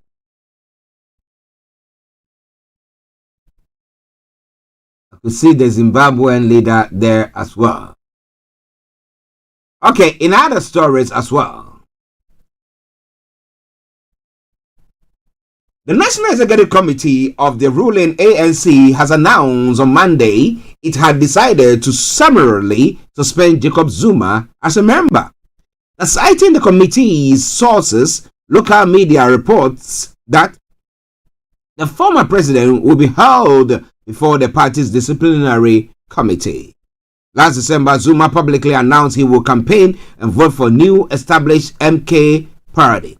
In endorsing the party, Zuma said he could not support the ANC of President Cyril Ramaphosa. However, the ANC constitution states that disciplinary proceedings may be invoked and instituted against any member of public representative who joins or supports any organization or party other than the ANC or its alliance partners, COSATU, the SACP, and SANCO. Well, the country's general election scheduled this year is expected to be highly contested because the ruling ANC, which has governed the country since Nelson Mandela became South Africa's first democratically elected leader in 1994, faces a myriad of challenges. But would that cause voters to vote for someone else, or would they continue to vote for the ANC and Cyril Ramaphosa, who is their presidential candidate? Listeners, this is all coming away from Star Radio UK, your favorite African and Caribbean radio station in London. Moving on to Ghana now to look at some of the stories making the rounds there as well. A very young military officer, handsome, was murdered in cold blood in 2017. Now, 7 years on, now before there seemed to be some sort of justice being served. A Ghanaian court has sentenced 12 people to life imprisonment for the murder of Army officer Major Maxwell Mahama 7 years ago. The High Court in Accra found them guilty of murder, conspiracy, and abetment in the lynching that took place in Denchira, Obuasi in May 2017. Among the convicted is a local politician accused of inciting the community to attack the soldier while he was jogging. 2 suspects were acquitted. Major Muhammad, 32, who was 32, was attacked by a mob over false allegation of being an armed robber while on duty to protect a local mine. The incident sparked national outrage, leading to the arrest of over 50 suspects, with 14 facing prosecution. The government posthumously promoted Major Muhammad to the rank of major and gave him a state burial in Accra. In 2019, a statue was unveiled in Accra as a national campaign against mob action. Well, at least some sort of closure. Some sort of closure. What do you think about all that? Ghana's anti-corruption fight shows zero improvement. The other story that is running on the platform this morning. A senior political science lecturer at the University of Ghana, Dr. Asa Asante, has called on the government to stop the noise on fighting corruption in the country. Now, this comes on the back of Corruption Perception Index 2023, released by the Government Integrity Initiative, stating that Ghana's anti-corruption fight shows zero improvement in 4 years. Listeners, this is Starr Radio UK. It is your favorite African and Caribbean radio station in London. In a press release, the GII explained that Ghana, with a score of 43%, ranked 8th out of the 49 countries in SSA, which were included in the index, alongside Benin, which is 43, and Senegal, 43 as well. Commenting this morning, Dr. Asante stated that the new document released by the GII exposed the government big time. In a quote, he said, "I'm not a prophet of doom, but from where I sit and what I see and you also experience relative to the fight against corruption, if we don't take care, we will even go down further, because for all intents and purposes, we are not ready to tackle corruption." Now, it must be pointed out, this government, that it's losing the fight and it should stop pretending that it is fighting it, Dr. Asante stated. He continued, "Look at the Corruption Perception Index. Starting from 2017, when this government assumed the reign of government, they have not gone beyond 43%. They started off with 40 and they have been around 40 and 43. For me, the noise that we are doing something, pretending to the public that they are fighting corruption, this document exposed the government big time. Big time. What do you think about that? It is Starr Radio UK. And in relation to that as well, Bawa Mokhtari, one of the stalwarts of the NDC, special aide to the John Mahama Joyce Bawa Mokhtari, has stated that the current situation of the case involving former Sanitation Minister Cecilia Dapper case pins President Akufo-Addo and Vice President Dr. Mahamudu Bawumia's government as corrupt. Now, this comes on the back of Office of the Special Prosecutor referring the corruption-related case against the former Sanitation Minister Cecilia Dapper to the Economic and Organized Crime Office. Now, commenting on the development, Madam Mokhtari stated that the inability to fight corruption vehemently has conferred on President Akufo-Addo the title of clearing agent. What do you think about all that? It's quite a sad one, isn't it? Because we pretend as if we are fighting corruption, but in actual fact, we are not fighting anything. Just bear with me with that flicker that is going on. As I did say, we bring the program to a close pretty soon for the technical team to take over and sort all these issues out for us, as I did say. But let's move on straight to the final segment of the program that is going to other parts of the world as well. At least you can hear me, can't you? All right then. In other parts of the world, the former Pakistani Prime Minister Imran Khan has been sentenced to 10 years in jail in a case which he was charged with leaking state secrets. The Khan, who was ousted by his opponents as Prime Minister in 2022, is already serving a 3-year jail term after being convicted of corruption. He has called all the charges against him politically motivated. Now, the conviction under the Secrets Act comes to the week before general elections in which he is barred from standing. A former Foreign Minister Shah Mahmood Qureshi, Vice Chairman of Imran Khan's Pakistan Tehreek-e-Insaf Party, was also sentenced to 10 years in prison for the special court set up inside Adiala jail in Rawalpindi, where both men are being held. The so-called cipher case revolves around the alleged leaking of secret diplomatic correspondence sent by Pakistan's ambassador in Washington to Islamabad when Khan was Prime Minister. It relates to his appearance at a rally in March 2022, a month before the former cricketer was ousted from power in parliamentary vote of no confidence.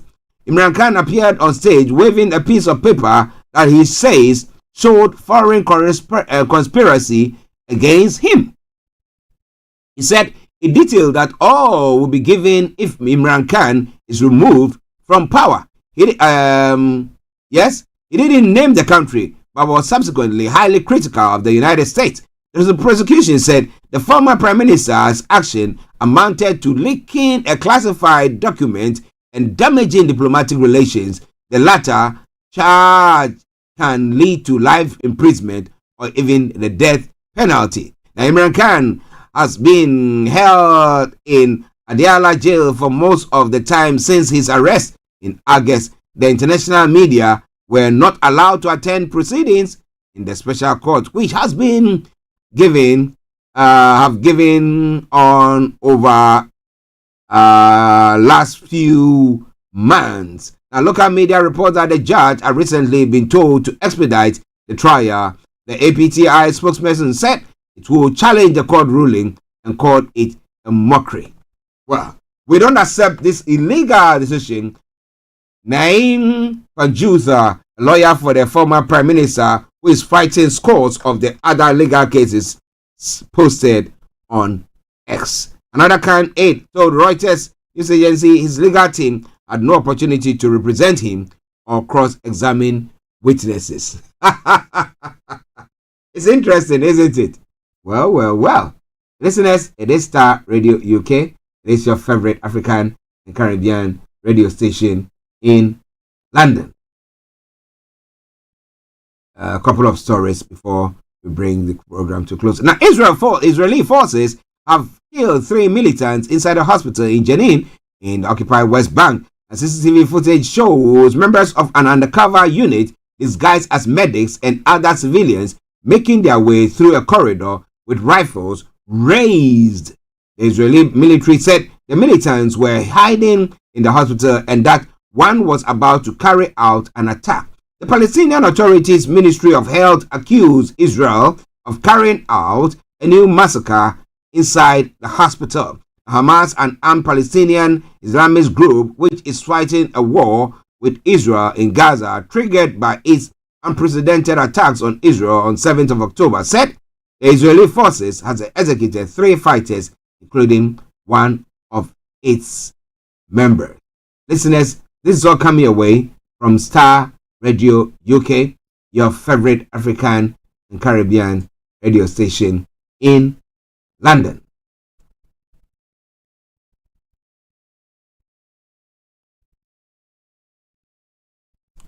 A lawyer for jailed Russian opposition figure Vladimir Kara-Murza says he has been moved to another prison in Siberia's Omsk region. Now, concern for his safety had grown since Russian British national convicted of treason after criticizing the war in Ukraine and vanished from jail. Russian prison transfers are shrouded in secrecy and can take weeks. Now, earlier, UK Foreign Secretary David Cameron had demanded clarity on Mr. Kara Moses' whereabouts. Initial inquiries addressed to the penal colony in Omsk, where he was held, received responses saying he was no longer there. On Tuesday, his lawyers reported that he had been transferred to a new penal colony in the same region, as reported by independent newspaper Novaya Gazeta Europe. Now, I'm deeply concerned for Mr. Kara Moza, a British national imprisoned in Russia, for speaking out against the invasion of Ukraine. Now, Lord Cameron had posted on X, the social media platform, on 29th of January. Where is he? Interesting, isn't it? Well, listen to Starr Radio UK. Now, should a vote take place in Northern Ireland, should an election take place, I pray that the DUP are properly punished. Somebody say why? Well, they held the whole of the Northern Ireland nation to ransom, and then nothing was going on. When they were in power, when they held majority, they were of the view that, well, everything that was going on was okay. The moment they lost majority and Sinn Féin won the election or had majority than them, now they were saying, you know what, that you were looking at, if you don't change it, we're not going to be part of that government. But earlier on, they were. Well, the Democratic Unionist Party, Northern Ireland main unionist party, has endorsed a deal to restore power sharing, its leaders had said.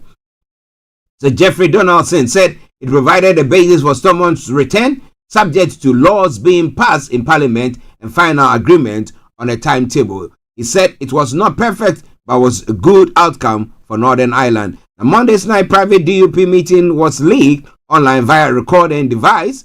The senior DUP executive member behind the leak was wearing a wire which relayed the party's leader's speech to loyalist activist Jamie Bryson. Mr. Bryson then posted what Sir Jeffrey Donaldson said on X. Now, he says that, well, DUP has boycotted government as someone for nearly 2 years. We will continue to fight for further change. Absolutely, yes, we will, Sir Jeffrey said on the program. I think when the detail emerges, people will be able to see for themselves just how much progress we have made. The government is expected to publish the deal in full tomorrow and pass legislation in Parliament on Thursday. Now, this could then lead to a recall of the Northern Ireland Assembly by Friday or even Saturday. The first order of business in the Assembly chamber will be to elect a new speaker. This must happen before any other business can be conducted. Sir Jeffrey faced criticism from some in the party who spoke against the deal at the private meeting of the DUP's executive, which lasted more than 5 hours. But he said the vote had been decisive and that he had been mandated to operate on that. Well, it's all coming away from Starr Radio UK, your favorite African and Caribbean radio station in London. The final story, and then a couple of them, and then we go away. Now, the Bank of England says there were serious failings in HSBC's measures to protect customers' deposits. Are you an HSBC customer? Well, the bank failed to accurately identify deposits eligible for Britain's Financial Services Compensation Scheme. The bank's Prudential Regulation Authority, PRA, said under the scheme, customers' deposits are protected up to the value of £85,000. Now, HSBC said it was pleased to have resolved the historic matter. The fine is the second highest to date imposed by the regulator, reflecting the seriousness of the failings. The PRA has said the regulator said the problems occurred between 2015 and 2022. Under depositors' protection rules, banks must have systems and controls in place to make sure that financial information is logged correctly. And this information is needed if the FSCS has to make payment to customers if a bank collapses. Those are the moves or things or safety nets that is put across or put around or put there so that customers are protected just in case. Listen to Starr Radio UK. We'll be running up the program so that the technical team can take over. Now, Britain is ready to bring forward the moment when it formally recognizes a Palestinian state, the Foreign Secretary has suggested. Now, Lord Cameron said Palestinians had to be given political horizon to encourage peace in the Middle East. He is beginning his fourth visit to the region since being appointed Foreign Secretary in November. The UK has a responsibility to set out what the Palestinian state will look like, he told a Westminster reception. Palestinian people would have to be shown irreversible progress towards a two-state solution, Lord Cameron said. As that happens, we with allies will look at the issue of recognizing a Palestinian state, including at the United Nations, he told the Conservative Middle East Council. Now it says that could be one of the things that helps to make this process irreversible. Now the Foreign Secretary also urged Israel to allow more humanitarian support in Gaza and said it was ludicrous that vital British and other aid was being sent back at the border. Lord Cameron said last 30 years had been a story of failure for Israel because it had failed to provide security to its citizens. Only by recognizing that failure, he said, would there be peace and progress. Well, now Britain has long supported a two-state solution where Israelis and Palestinians would live side by side in separate countries. Listeners, this is where I bring the program to a close for today. As I said, I will bring you BB Clement. BB means business this afternoon. So wherever you are, don't touch the dial. Continue to stay tuned and listen to us on Starr Radio UK. But enjoy this tune. That is after this commercial break. And I will bring the curtains down for the end of the program. Thank you very much for joining me today. It's been a pleasure coming your way, as I will say all the time.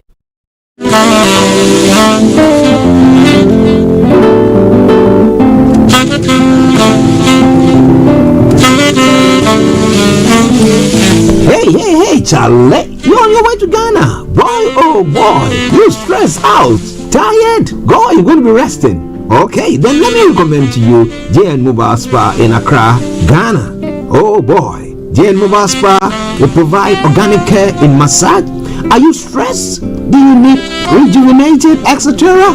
For your facials, maybe exfoliating, firming, and lifting? Then contact JN Spa on 00233 244 941 002 or 00233 2006 06386, and they will be right there on time. JN Mobile Spa, your health and beauty needs at your doorstep.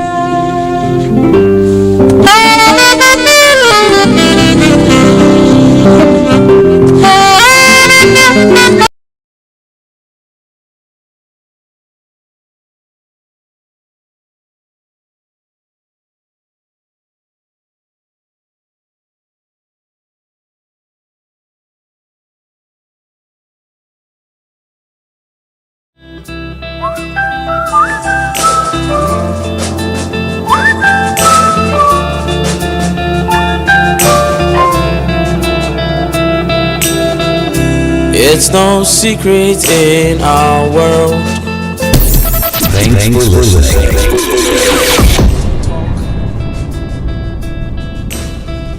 The things they know and the ones they don't. They will spread lies and rumors just to be known. So why are you wasting your time like this? Hearing those things that break your heart. Give no attention, give no thoughts. 'cause people talk, but they'll never help you walk. So whenever they speak, look up and you will see a broken pencil and a sheet, and tell them I'm writing names of talkatives. Yeah. All of this noise you're making on me. Teacher will get you when he comes. I have a race. No time to waste. No time to waste. I'm writing names of talkatives. I'm writing names of talkatives. 1, 2, 3, 4, 5, 6, 7, 8, All of 9. this noise you're making on me. Teacher, let them when he comes. Teacher will catch you when he comes. I have a race. No time to waste. No time to waste.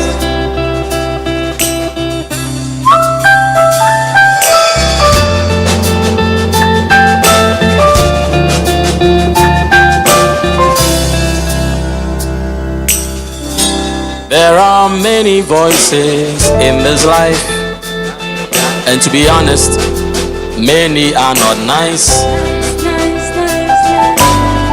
So don't hear something and pick a knife,